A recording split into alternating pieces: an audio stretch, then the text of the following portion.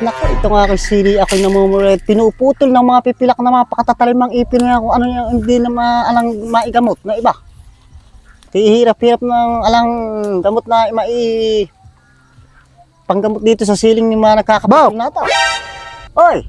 Ano ba ang hinihipo mo riyan sa... Ano ba itanim mo na yan? Abay, sili ba? Kaya yung aking sili, pinuputol ng mga pipilak na matatalimang ipin mga insekto. Pipilak! Ala akong maiganda ng gamot na kung paano mawawala. Naku, simple lang, Bok, yan. Ano ba, Bok, yung simple na yun? Di ba may nakikita mo naman yung mga straw dun sa mga soft drinks yung ginagamit na yung panghitit dun sa soft drinks. Oo. Kumuha ka naun. Saka mo putol-putulin dyan, isusuklob mong ganaon. Ay, hindi na madali yan. Yun lang ang kailangan Mabusi si Bok yung napakatindi. Oh, mapakatindi kung lalagyan ng straw na yan. Aba, hindi naman masisira yung tanim mong sila Pagka gano'n yung ginawa mo, kaysa naman sa pinuputol-putol lang ganyan. Tinesting ko na hindi napuputol pa rin kung paano ginagawa. Pipilak, matatalim nga ipin Aba, pagka hindi mo inasikaso, Bok, yan, magkakaubos yung sili mo. Ay, Bok, aba. Saan ka ba galing? Abay din sa gulayan ko. Oh. Pupuntahan ko babataresin ko sana kay.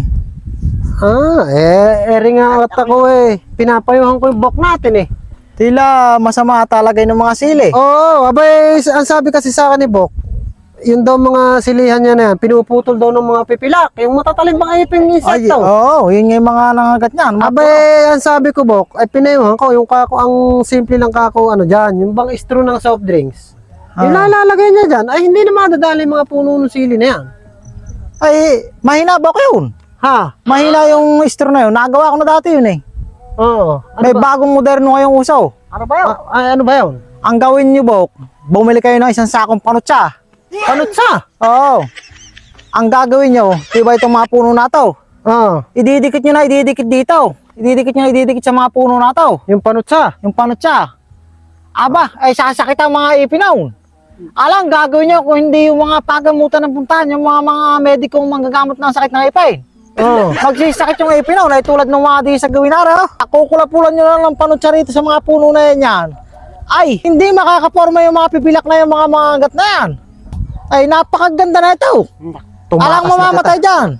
Pagyayabangan lang Sa mga kuha na ito. Napakayabang ng tao Sisiguraduhin ko sa inyo. Napakaganda na magiging yan ng sili na ito. Magsisakit ang ipin ng mga pipilak na yun. Magkakabangga-bangga sila dyan. Ay, talaga namang mga sakit ng ipin. Ubus yan. Anja!